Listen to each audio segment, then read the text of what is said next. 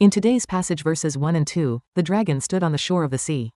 And I saw a beast coming out of the sea. It had 10 horns and 7 heads, with 10 crowns on its horns.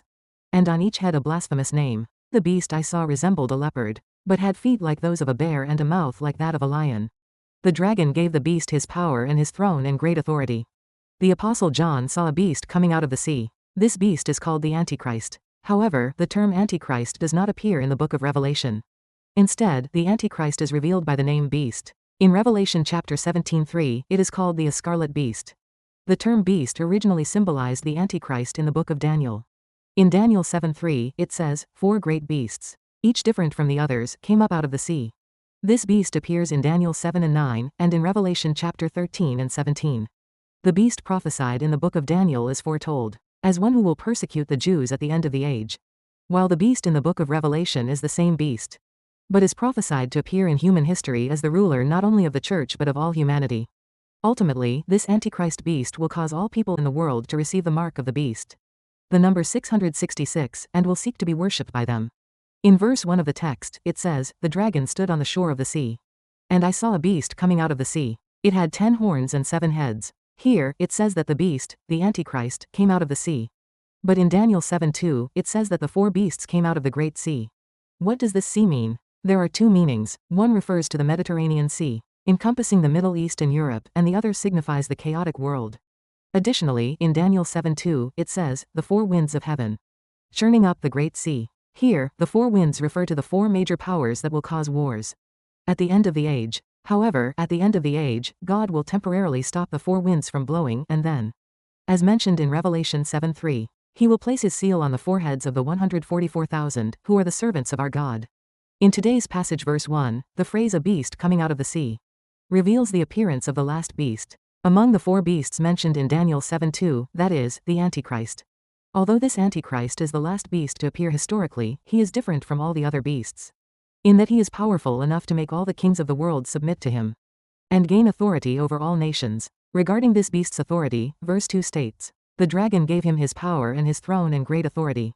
And in verse 5, it says, he was given authority to exercise for 42 months. However, after this period, he will be destroyed. The head of this beast, the Antichrist, has 10 horns, as mentioned in verse 1. Horns symbolize authority. The 10 horns represent 10 rulers, who are absolutely dominated by the Antichrist and act as his servants. Additionally, in verse 1, it is stated that this beast has 7 heads. This signifies that the 4th kingdom, to which this Antichrist belongs, will be the 7th empire in human history.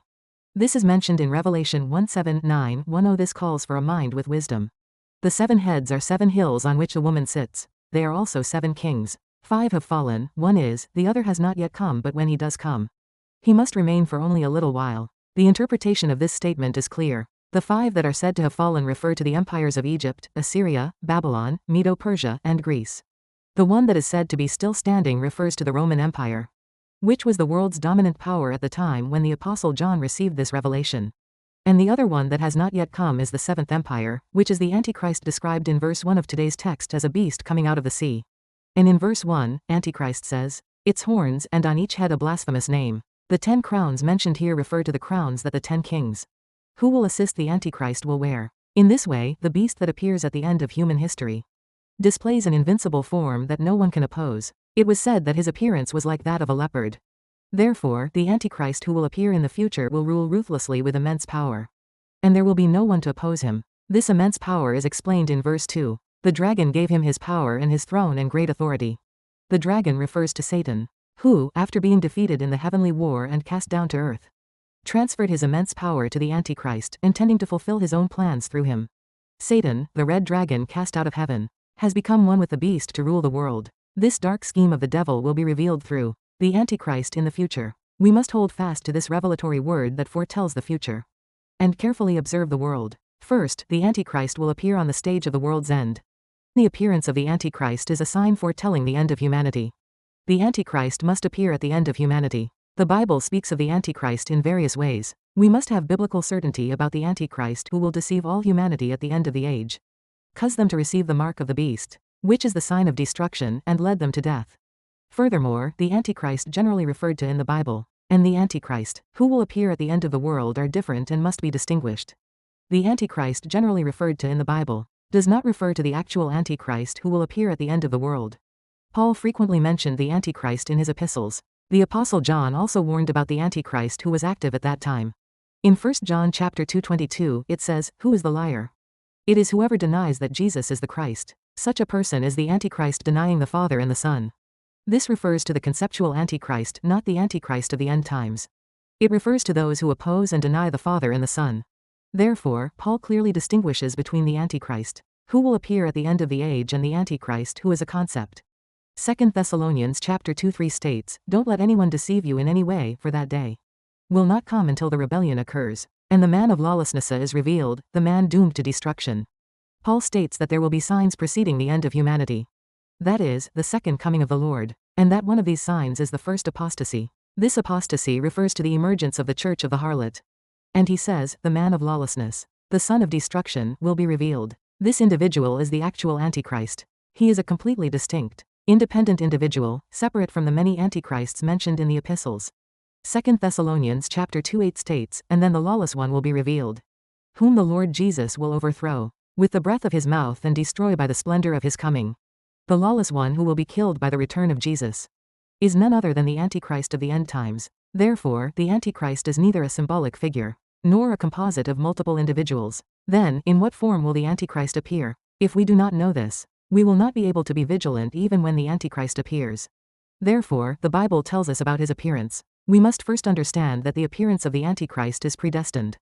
It is said that first there will be a falling away, and then the lawless one, the son of destruction, the Antichrist, will appear. Therefore, Paul is saying that before the return of the Lord and the rapture of the saints are fulfilled, there must be a falling away. When the Antichrist appears, the church will take the lead in accepting him as the Messiah. Additionally, another decisive sign of the Antichrist is described in verse 3. One of the heads of the beast seemed to have had a fatal wound, but the fatal wound had been healed. The whole world was filled with wonder and followed the beast. This indicates that an assassination attempt on the Antichrist will occur at the end of the age. This is described in verse 14. "He beast who was wounded by the sword and yet lived." Regardless of the weapon used, the beast will be wounded in the head, nearly killed, but then revive. As a result, verse 3 states, "The whole world was filled with wonder and followed the beast." Since the dead have come back to life, the world cannot help but be astonished. Furthermore, this individual is hailed as the Messiah of humanity and the King of Peace. This is stated in verse 4. People worship the dragon because he had given authority to the beast, the beast.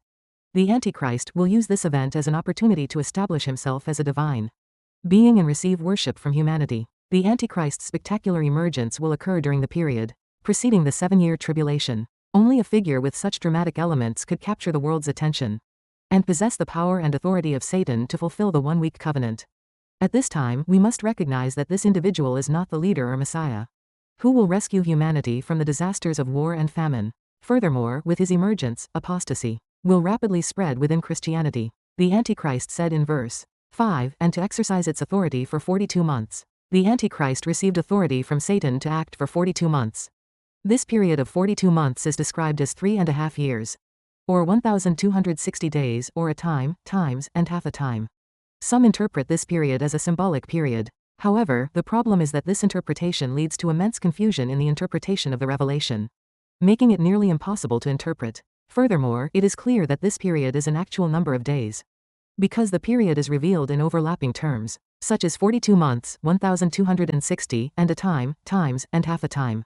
Furthermore, these 42 months are the same as the religious persecution period of half a week that Daniel prophesied the Jews would endure. Daniel 9:27 states, "He will confirm a covenant with many for 1:7. In the middle of the 7, he will put an end to sacrifice and offering." Furthermore, regarding this period, Revelation chapter 12 mentions 1,260 days as the period when the woman flees into the wilderness. This period is the same as the 42 months during which the Antichrist receives authority from Satan. The phrase "a time, times, and half a time" mentioned in Revelation chapter 1214 also refers to the period of 3.5 years when the Antichrist will rule, which is the same as the 42 months during which the Antichrist receives his authority. This period is calculated from the time when the prophetic ministry of the two witnesses ends. In other words, it is the period calculated from the time when the church is transferred to the place of refuge during the 7-year tribulation, after half of the tribulation has passed. Therefore, the 42 months is clearly a literal period, not a symbolic one. Second, the beast's authority will temporarily overcome the saints. Why does God bring the Antichrist onto the stage of history at the end of humanity? It is to distinguish between those who must be saved and those who must be judged when God judges humanity at the end of time. In other words, God brings the Antichrist onto the stage of history at the end of humanity to separate the wheat from the chaff. At the end of humanity, the second coming of Jesus will occur, and through this second coming, God will judge all humanity. The method by which God distinguishes between those who are the objects of judgment and those who are the objects of salvation is the mark of the beast of the Antichrist. At the final judgment, God will judge only those who have received the mark of the beast as the objects of judgment. But who receives this mark of the beast? It is not given to just anyone. Satan has brought forth the Antichrist, displaying great power and authority, to lead humanity into accepting this one as their Messiah and worshipping him as divine. Therefore, those who voluntarily choose to worship the Antichrist, the beast, will receive the mark of the beast on their right hand or forehead. This mark is a sign that they belong to Satan. Thus, God has designated as objects of judgment those who reject the true Christ and instead accept and worship the Antichrist, his adversary. This is why God brought the Antichrist into the world at the end of the age. And the judgment on these people does not begin after death in the spiritual realm, but will be carried out simultaneously with the second coming of Jesus. Just as all humanity was drowned in the flood in Noah's time, so too will the final judgment of unbelief be carried out on these people during the seventh bowl judgment. 2 Peter chapter 3:10 said, "But the day of the Lord will come like a thief. The heavens will disappear with a roar, the elements will be destroyed by fire, and the earth and everything done in it will be laid bare." The final judgment by fire will be for those who have received the mark of the beast. At the end of the age, the Antichrist and the false prophet will introduce Satan, the dragon, to humanity as God and cause them to worship the dragon. When Jesus began his public ministry, after fasting, he was tempted by the devil.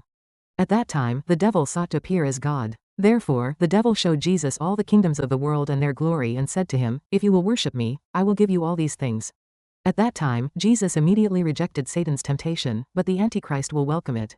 Satan desires to receive the honor due to God from the Antichrist and to be worshipped by humanity. The Antichrist, who has become Satan's puppet and has agreed to enjoy all the glory and power of the world, is described in verse 6. It opened its mouth to blaspheme God, and to slander his name and his dwelling place and those who live in heaven. The beast, the Antichrist, blasphemes against the 4 living creatures, the 24 elders, and the myriads of angels who dwell in God's tabernacle in heaven. The Antichrist is the enemy of God, so he opposes not only God but also all beings in heaven. The Antichrist says in verse 7, "It was given power to wage war against God's holy people and to conquer them." This does not mean that the Antichrist will achieve final victory. He is said to have conquered because he persecuted the church with his own power, killed the 2 witnesses, and will inflict unspeakable trials and persecutions on the remnant of the woman's offspring during the latter 3.5 years. This is a temporary victory. Therefore, this one is referred to in verse 7 as having. And it was given authority over every tribe, people, language and nation. This authority is limited to 42 months, as mentioned in verse 5. Once this period expires, he will face his final destiny. Ultimately, it is a temporary, fleeting authority. The region under this person's authority is global. The Jews are no exception. All the world that has entered the last 3.5 years will be ruled by this person. However, the Church of Christ has already fled to a place of refuge under the wings of the great eagle and will not be under the rule of the Antichrist. Then who will worship the beast? The mark of the beast received by worshipping the beast is the mark of destruction. It is a ticket to hell. The time of Jesus' second coming is when this world becomes a spiritual harvest season. To harvest the living, God must be able to distinguish between his people and those who are not his people. Therefore, God has given this mark of the beast to those who are destined for destruction as a means of distinction. God will ultimately leave only those who have received the mark of the beast on earth and destroy all living creatures on earth, along with the earth through the 7th bowl judgment. In verse 8, it speaks of those who will receive the mark of the beast by worshipping the beast. They are those whose names were not written in the book of life of the Lamb that was slain from the creation of the world. And in verse 10, it says, "If anyone is to go into captivity they will go. If anyone is to be killed at sea with the sword they will be killed." The fact that the patience and faith of the saints are here means that the saints must remember God's warning about how terrifying it is to receive the mark of the beast and must not commit the foolish act of following the beast or worshipping it. Third, the Antichrist, with the help of false prophets, causes people to worship the image of the beast and receive the mark 666. In verse 11, it says, "Then I saw a second beast, coming out of the earth. It had 2 horns like a lamb, but it spoke like a dragon." When the beast, the Antichrist, appears in the world, second beast rises from the earth to assist the Antichrist. The beast mentioned in verse 1 came out of the sea, but to distinguish it from this, verse 11 refers to a second beast, coming out of the earth. The true identity of this beast is hidden until Revelation chapter 19:20, which states, "But the beast was captured, and with it the false prophet who had performed the signs on its behalf." The role of this false prophet is to assist the beast, the Antichrist, by supporting him, exalting him, and causing people to worship him as a deity. The beast, who is the Antichrist, has 10 horns, but the false prophet has only 2 horns on his head. And the main task of this false prophet, as described in verses 15 and 17, is to make people worship the image of the beast and to force all humanity to receive the mark of the beast. And this other beast, the false prophet, is described in verse 11 as it spoke like a dragon. The false prophet does not speak the words of God but utters the words of the dragon. The dragon is a synonym for Satan, the devil. Therefore, no truth comes from the mouth of the false prophet. No matter how much the false prophet tries to deceive others about his true identity, the words that come out of his mouth cannot deceive anyone. Since they are Satan's servants sent by the dragon, they cannot spread the truth even after they die. The false prophet who appears at the end of human history is the one who ultimately deceives humanity, so the main content of his message is to deify the Antichrist.